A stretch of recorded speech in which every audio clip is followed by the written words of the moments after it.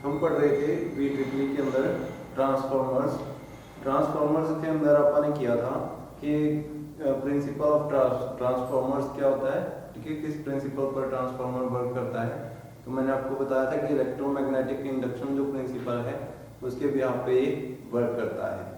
Next अपन ने किया था कि अगर आपने जो प्राइमरी कॉइल है और सेकेंडरी कॉइल है उसके अंदर आप कैसे चेंज करके उसको जो है करंट को वोल्टेज को इंक्रीज या डिक्रीज कर सकते हैं, ठीक है। ये भी अपन ने इस चैप्टर के अंदर पढ़ा था। नेक्स्ट है कंस्ट्रक्शन ऑफ ट्रांसफार्मर। कंस्ट्रक्शन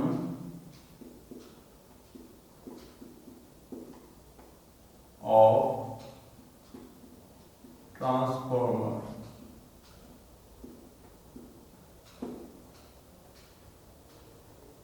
ठीक है।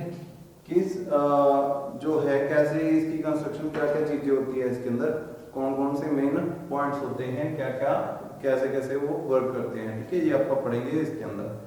तो कहते कि जो इसके अंदर टू कॉइल्स होती हैं, जो ट्रांसफार्मर होता है, it consist of two coils. कौन कौन सी होती हैं? पहली तो primary coil,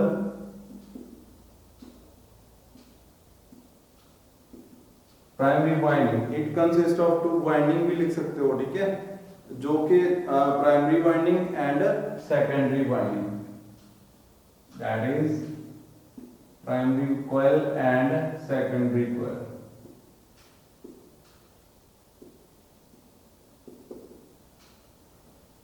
insulated from,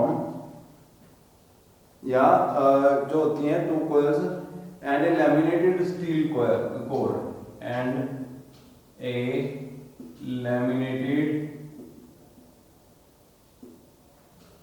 laminated steel core, जिसमें से जो आपका मैग्नेट है वो ट्रांसफर होती है, ठीक है। एक लैमिनेटेड स्टील कोर होती है, लाइक जैसे कल अपन ने बनाया था, ठीक है, कुछ ऐसी दिखती है वो,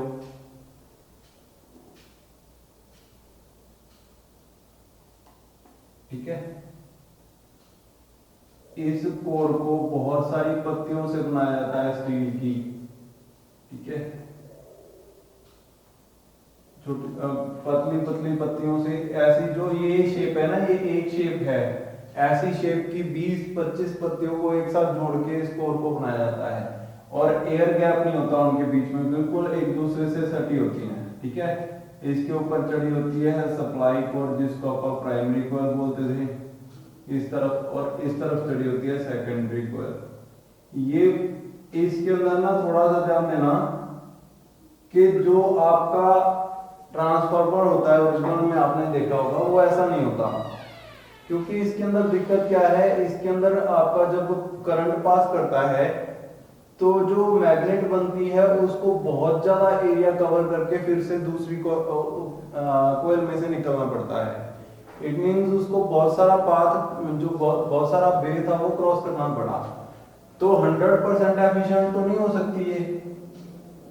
इट मींस ये क्या है, कहीं ना कहीं जब मैग्नेट बनती है इलेक्ट्रिसिटी से, ईएमएफ प्रोड्यूस होता है, तो पहले तो जब मैग्नेट बनती है तो मैग्नेट थोड़ी सी लूज हो जाती है, उसके बाद एयर में या एनवायरनमेंट में खराब होते होते पूरा स्पेस, ठीक है, यहाँ तक पहुंचती है तो बहुत ही कम मैग्नेट रह जाती है, ठीक है, यानी कि बहुत सारा लॉस हो गया इसके अंदर। बहुत ज्यादा कम तो नहीं होती लेकिन लॉस बहुत ज्यादा होता है, ठीक है, जिसके कारण फिर जब यहाँ पे बनाते हैं दोबारा ईएमएफ प्रोड्यूस करते हैं तो ईएमएफ के कारण फिर से बहुत सारा लॉस होता है। इट मींस बहुत ही ज्यादा लॉस के बाद ये जो ईएमएफ है वो दोबारा फिर से करंट के अंदर ईएमएफ प्रोड्यूस होती है फिर से, ठीक है, मैग्नेट से। यहाँ पे ये लोड की ओर जा रही है, ये सप्लाई, ठीक है। तो इसको ध्यान में रखते हुए कि कोयल के बीच में दूरी ज्यादा है, ठीक है, उसके कारण एक ये कोर टाइप ट्रांसफार्मर है, इसको बोलते हैं कोर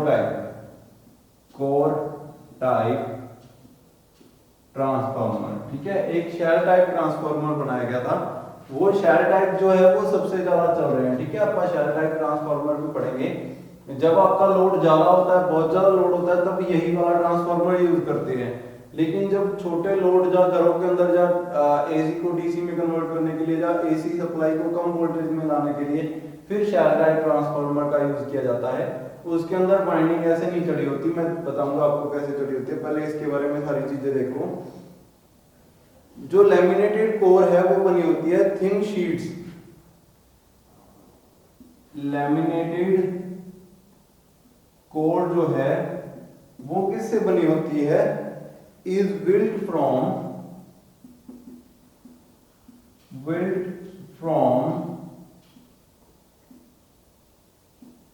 थिन शीट्स, बहुत ही थिन शीट से बनी होती है, ठीक है। उस जो उसका डाया होता है, जो उसकी थिकनेस होती है वो होती है 0.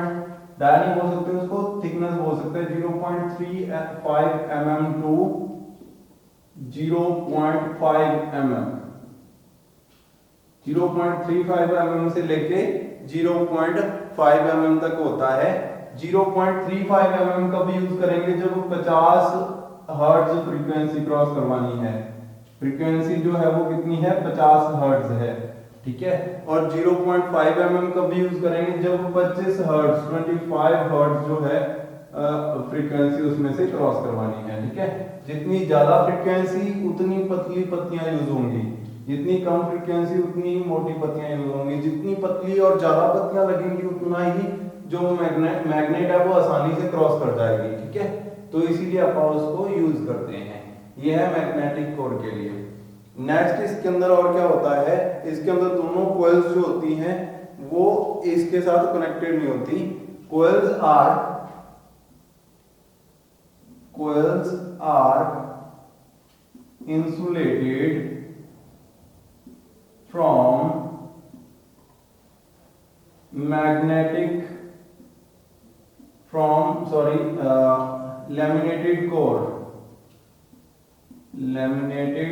core, that is coils not make direct connection with core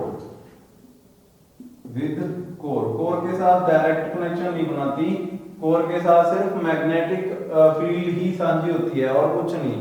मतलब कि मैग्नेटिक फील्ड तो तब भी बनाएगी ये अगर ये वायर जो है बहुत ज्यादा दूर दूर हो। मतलब कि अगर ये कॉइल है, यहाँ पे एक कॉइल है, ठीक है, इसके अंदर मैंने बहुत सारी वायर यहाँ पे ऐसे कनेक्ट कर दी। ये वायर खुद भी इंसुलेटेड होती है। ये जो वायर है ना ये इंसुलेटेड होती है। इसके ऊपर एक कोर चढ़ी रहती है, इसके ऊपर भी, ठीक है। इसके ऊपर एक फिल्म चढ़ी रहती है। वो फिल्म इसको डायरेक्ट कनेक्शन में नहीं आने देती, लेकिन वो होती बहुत ही थिन है। अगर आप उसको हाथ से छू लोगे तो वो खराब हो जाएगी। इट मींस बहुत ही थिन लेयर जो होती है इसके ऊपर चढ़ी रहती है, ठीक है। वो इसके साथ डायरेक्ट कनेक्शन में नहीं आने देती सभी को। मतलब कि ये एक वायर की तरह ही काम करती है। उसके बाद जब वो यहाँ पे आ जाती है, ठीक है, यहाँ पे जो एरिया है, अगर इसके अंदर भी मैं कोई कंडक्टर रख दूंगा ना तो उसके अंदर भी मैग्नेट पास होएगी। अगर यहाँ पे एक आयरन रॉड रख दी तो उसके अंदर मैग्नेट बन जाएगी। जब मैं इसके अंदर करंट भेजूंगा तो वो मैग्नेट उसको जा तो अगर वो कनेक्टेड है किसी कंडक्टर के साथ, ठीक है, फिर तो करंट पास होना शुरू हो जाएगा। नहीं तो उस कंडक्टर को अगर कुछ भी कनेक्टेड नहीं है तो उसको बाहर फेंक देगी। ये इतना वो बन जाएगा इसके अंदर मैग्नेट, ठीक है। अब ध्यान दो, इतनी कॉइल जब इतना स्पेस है बीच में, कनेक्टेड नहीं है इसके साथ, तब भी उसने इतना मैग्नेट बनाया। लेकिन आपा जो ये कोर है, कोर के ऊपर बिल्कुल बिना एयर गैप के पूरी की पूरी चढ़ी रहती है। लेकिन एक इंसुलेशन कर देते हैं आप आउटसाइड, ताकि जो है डायरेक्ट कनेक्शन में ना आए कंडक्टर के, ठीक है। तो जो कंडक्टर है, जो ये कोर है, कोर के चारों तरफ एक इंसुलेशन डाला हुआ है मैंने, एक इंसुलेटर डाला हुआ है, एक टेप चिपकाई हुई है ताकि वो डायरेक्ट कनेक्शन में ना आए उसके, ठीक है। वो जस्ट मैग्नेट फील्ड शेयर करे। तो इसको इतना ज्यादा साथ करने का कारण क्या है? ताकि जो एयर गैप है उसमें लॉस ना हो, ठीक है। अगर पहले इसको अंदर रखता मैं तो थोड़ा सा छोटा बनाता अंदर वाले को, तो भी मैग्नेट बनी थी, लेकिन एयर के कारण लॉस ज्यादा होना था। ठीक है, तो मैंने इसको पूरा उतना ही एरिया दिया इसको जितना का कोर उसका कॉइल का एरिया था। ठीक है, तो ये बिल्कुल भी स्पेस नहीं है इसके अंदर। तो यहाँ पे क्या हो रहा है, ध्यान देना कि जो कॉइल है वो इंसुलेटेड है फ्रॉम लैमिनेटेड कोर, वो ऑलरेडी लैमिनेटेड है। लैमिनेटेड मतलब कि उसके ऊपर लैमिनेशन किया गया है ताकि कोई करंट की वायर उसके साथ डायरेक्ट कनेक्शन में ना आए। ठीक है, लैमिनेटेड है वो, दैट इज, इसको लैमिनेटेड ना लिखो, इसको डायरेक्ट कोर ही लिखो। coils are laminated या insulated from core, that is coils not make direct connection with the core, कोई भी डायरेक्ट कनेक्शन नहीं बनाती करंट का, वो जस्ट मैग्नेटिक फील्ड शेयर करती हैं। जो ये असेंबली है इसकी, assembled core and windings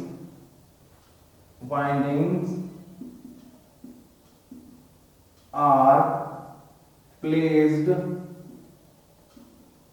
in a suitable container, एक suitable कंटेनर के अंदर इनको रख दिया जाता है। ठीक है, वो कंटेनर कैसा हो सकता है, वो लोड के हिसाब से होता है।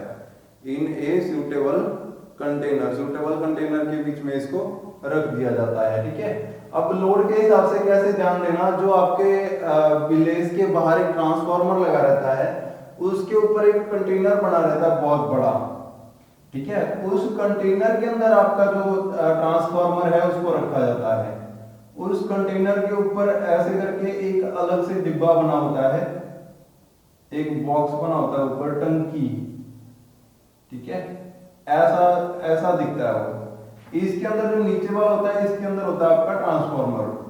तो उस कंटेनर को इतना बड़ा बनाने की क्या जरूरत है, क्योंकि उसके ऊपर लोड बहुत ज्यादा है।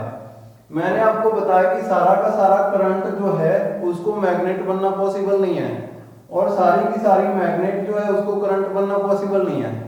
लॉस होता है, वो लॉस कहाँ जाता है, वो हीट बनता है। वो लॉस क्या है, वो हीट में कन्वर्ट हो जाता है वो लॉस। ठीक है, वो हीट जो है इतनी ज्यादा हो जाती है कई बार कि ट्रांसफार्मर जल जाएगा बहुत ही जल्दी।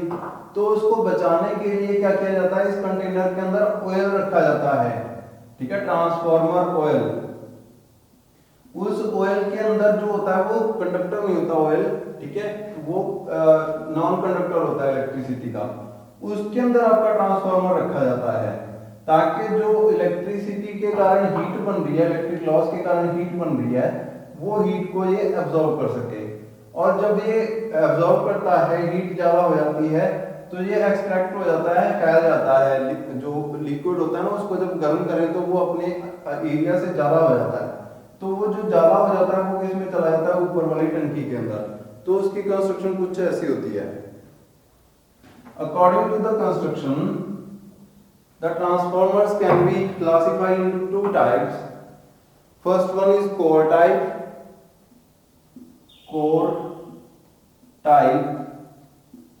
transformer, and second one is shell type transformer. Shell type transformer, जो ट्रांसफार्मर्स होते हैं वो दो तरीके के होते हैं। अकॉर्डिंग टू द कंस्ट्रक्शन इनको दो हिस्सों में डिवाइड किया जा सकता है। First one is core type transformer and second is shell type transformer. तो कोर टाइप ट्रांसफार्मर कौन से होते हैं? The core type transformers are classified as, इनको defined as type of transformer, the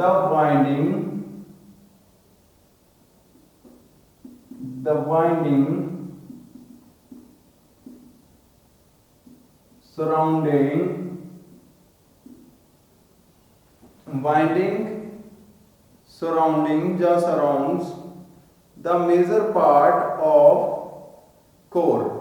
Winding surround लिख सकते हो आप,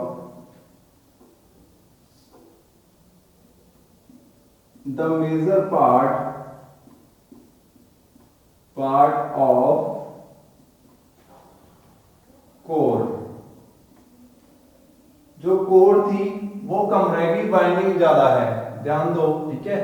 winding surrounds major part of core, core का ज्यादातर पार्ट जो है वो किसमें, वाइंडिंग के अंदर आ गया, ठीक है। इतनी कोर थी टोटल, उसके अंदर इतना सारा इधर कोयल बन गई, इतनी सारी इधर कोयल बन गई। ये इतना ही रेवोल्यूशन नहीं होते जितने मैंने दिखाया है, ये हजारों की गिनती में होते हैं, ठीक है। जिसके कारण ये पूरा जो है बिल्कुल कवर हो जाएगा। तो major part of core is surrounded by coil, ठीक है। जो वाइंडिंग है उसके द्वारा कोयल का ज्यादातर पार्ट जो है वो सराउंड कर लिया गया, वो छुपा लिया गया है, ठीक है। और दूसरा शेल टाइप के अंदर द कोर सराउंड्स, ठीक है, surrounds the core surrounds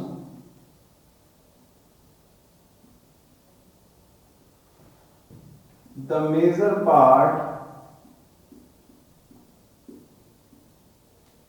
of coil। उसके अंदर क्या होता है, कोर जो है कोयल का मेजर पार्ट जो उसको कवर करती है, ठीक है। मैं इसको यहाँ पे बना देता हूं ऊपर वाले को रख करके, ठीक है। कंस्ट्रक्शन कर रहे हैं बेटा, ध्यान से करना है, ये पूरा 10 नंबर का क्वेश्चन आता है पेपर के अंदर कि क्या क्या चीजें होती हैं, क्या क्या चीजें कंसिस्ट करती हैं इसके अंदर, ठीक है। नेक्स्ट है कोर टाइप, शेल टाइप। तो इसके अंदर क्या होता है, सेम टू सेम कंस्ट्रक्शन होती है, दो वाइंडिंग्स होनी जरूरी है, एक प्राइमरी कोयल एक सेकेंडरी कोयल। तो इसके अंदर डिफरेंस क्या होता है,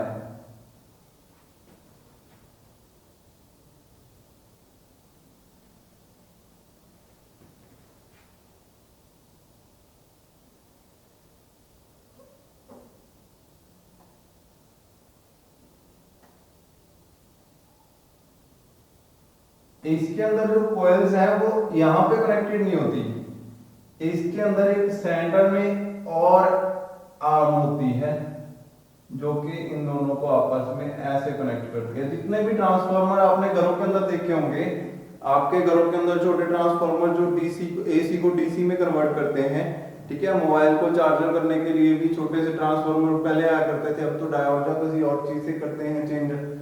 जो पुराने जो स्पीकर हैं, पुराने जो एम्पलीफायर्स हैं, उनके अंदर देखना, ठीक है, ट्रांसफार्मर्स लगे हुए होंगे। वो सारे ट्रांसफार्मर्स कैसे कनेक्टेड होते हैं, अब ऐसे। ये होगी आपकी प्राइमरी कॉइल, ठीक है। ऊपर वाला हिस्सा जो है ये प्राइमरी कॉइल का है, E1 करंट इसमें EMF जो कि E1 लिखेंगे उसको। और यहाँ पे होगा जो दूसरा कोर है, इसको ये डायरेक्ट कनेक्ट नहीं होती, ये दोनों अलग अलग हैं। ये जो है ये ऐसे करके, ये सेकंड E2, ठीक है। इतनी कॉइल सेकंड उसकी है, इतनी कॉइल फर्स्ट की। इतनी प्राइमरी कॉइल है ऊपर वाली और नीचे वाली सेकेंडरी कॉइल है। ध्यान देना इसमें और इसके अंदर क्या डिफरेंस है। पहले क्या हो रहा था, मैग्नेट यहां पे बन रही थी और यहां तक जा रही थी, तो रास्ते में मैंने आपको बताया था कि बहुत सारा लॉस होने के कारण, ठीक है, एफिशिएंसी बहुत ज्यादा लॉस हो रही थी। अब क्या हो रहा है, अब करंट जो है उससे मैग्नेट यहां पे बन रही है और साथ ही दूसरी कॉइल उससे मैग्नेट फिर से किस में कन्वर्ट हो रही है, इलेक्ट्रिसिटी में, ठीक है। ये इधर से ऐसे चक्कर लगाती है अपना कंप्लीट, और एक जो है इधर से ऐसे चक्कर लगाती है अपना कंप्लीट EMF, ठीक है। इसका मैग्नेटिक फ्लक्स जो है इधर चक्कर लगा रहा है, इसका मैग्नेटिक फ्लक्स इधर चक्कर लगा रहा है। साथ ही साथ जैसे ही EMF मैग्नेट जो है जनरेट होती है, उसी टाइम वो मैग्नेट से फिर से EMF प्रोड्यूस होती है, फिर से करंट बनता है, ठीक है। बहुत ही पास है, एक दूसरे के ऊपर ही वो होती हैं ये, ठीक है, कवर्ड। इसको बनाते टाइम ऐसे बनाते हैं, इंसुलेशन की एक लेयर लगाते हैं, पहले एक कोयल बनाते हैं, ठीक है।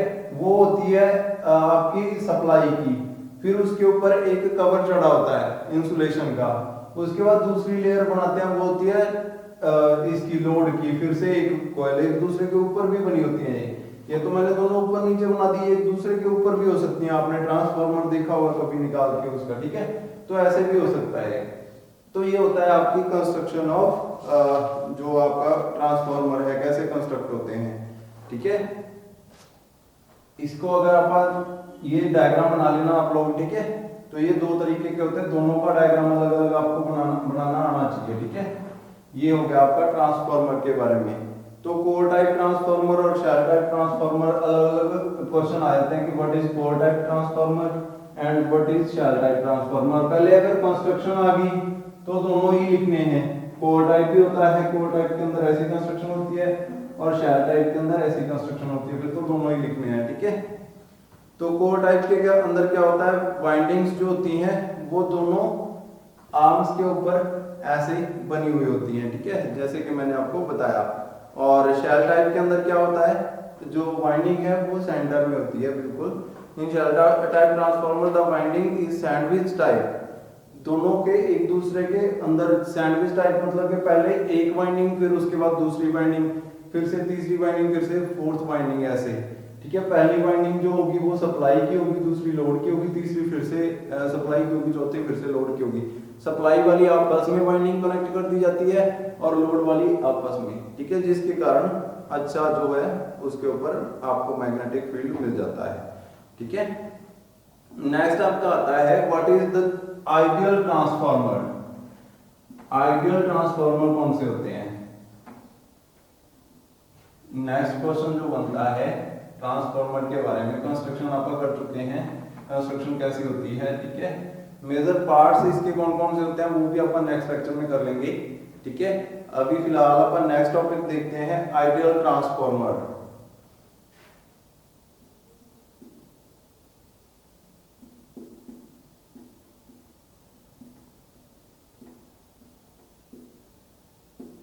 आइडियल ट्रांसफार्मर कौन से होते हैं, ठीक है। आइडियल ट्रांसफार्मर होते हैं, मैंने आपको बताया था कि इसके अंदर पूरी बॉडी के अंदर जब यहां से मैग्नेट बनी उसके बाद मैग्नेट में भी लॉस हुआ।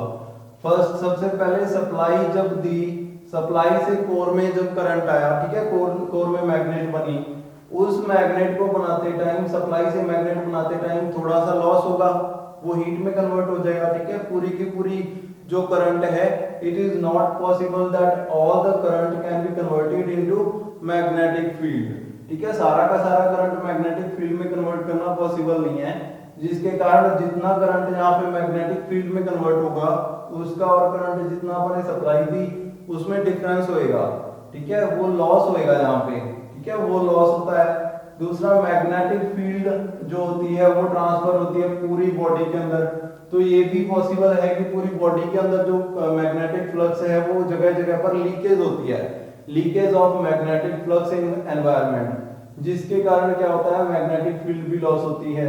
उसके बाद जब मैग्नेटिक फील्ड से आपका करंट बनता है फिर से लॉस होता है। अगर ये लॉस जीरो हो, ठीक है, अगर कोई लॉस ना हो पूरी सप्लाई के दौरान, तो उसको क्या बोलेंगे, आइडियल ट्रांसफार्मर बोलेंगे, ठीक है। If there is no resistance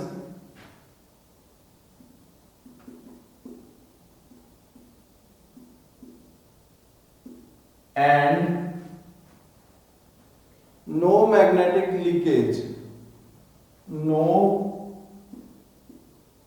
magnetic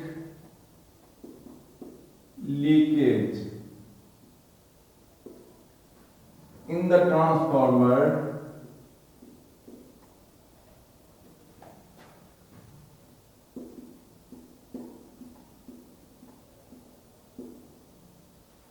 ठीक है।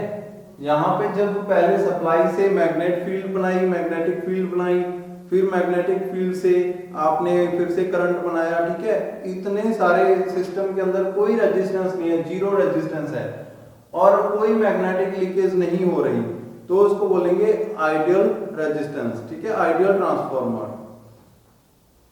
इन एक्चुअल प्रैक्टिस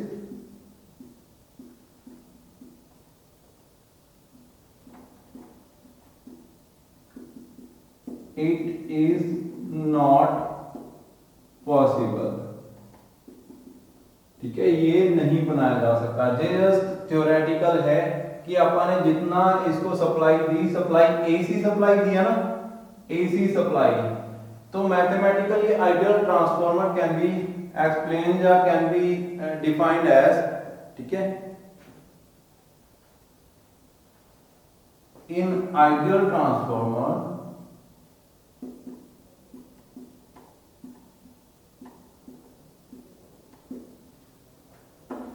सप्लाई पावर, ठीक है, या सप्लाई या जो है पावर जो है सप्लाई पावर और input must be equal to output power, ठीक है, जितनी अपन इसको पावर दे रहे हैं उतनी ही वापस जानी चाहिए उधर, ठीक है। अपन ने वोल्टेज कम कर दी तो करंट बढ़ जाएगा, ठीक है। मैंने आपको बताया था कि यहाँ पे जो होता है लोड पूरा V into I into cos phi, ठीक है, इससे लिखते हैं अपन पावर को, पावर का जो फार्मूला होता है ये होता है। अगर मैंने वोल्टेज इंक्रीज कर दी तो करंट डिक्रीज हो जाएगा यहाँ पे, ठीक है। अगर करंट इंक्रीज कर दिया तो वोल्टेज डिक्रीज हो जाएगी, ठीक है। वोल्टेज डिक्रीज कर दी तो करंट इंक्रीज हो जाएगा। यहाँ पे V into I into cos phi बराबर होने चाहिए ये दोनों, ठीक है। जितना ये पावर है, पावर के अंदर कोई, दोनों के अंदर कोई चेंज नहीं आना चाहिए, ठीक है। cos फाई यहाँ पे, cos फाई यहाँ पे, दोनों बराबर आने चाहिए। v into I into cos phi, जितनी वैल्यू यहाँ पे आएगी उतनी ही वैल्यू यहाँ पे आनी चाहिए। मान लो cos फाई को मैं एक बार 0 मानता हूँ, ठीक है, cos फाई को 0 मान लो, 0 नहीं 1 मानता हूँ मैं, cos फाई को 1 वैल्यू दे दो, ठीक है। तो मैं क्या कह सकता हूँ कि v इंटू आई, वोल्टेज इंटू करंट, अगर 50 है, मान लो वोल्टेज 250 है और जो एम्पियर है वो 1 है, cos फाई को भी मैंने मान लिया कि 1 वैल्यू है। अगर मैं वोल्टेज कम कर दूं यहाँ पे, ठीक है, 125 कर दूं और करंट को बढ़ा दूं 2 एम्पियर और cos फाई 1 ही रहेगा, तो इन दोनों को अगर मैं देखूं तो यहाँ पे क्या हो रहा है, 250 इज इक्वल टू 250 और इज इक्वल टू 250। ये किस में होता है, ये आइडियल ट्रांसफार्मर में होता है, अगर कोई भी लॉस ना होता। लेकिन मैंने आपको बताया कि जब करंट यहां से यहां पर जाएगा तो बहुत सारा लाइन लॉस होगा, जिसके कारण क्या है, ये बराबर नहीं आएंगे। आइडियल ट्रांसफार्मर कोई हो ही नहीं सकता, ये पॉसिबल नहीं है कि मैग्नेटिक फ्लक्स जो है वो चेंज ना हो, लीक ना हो, लीकेज ना हो उसके अंदर, ठीक है। ये पॉसिबल नहीं है कि कंडक्टर के अंदर कोई भी रेजिस्टेंस ना हो।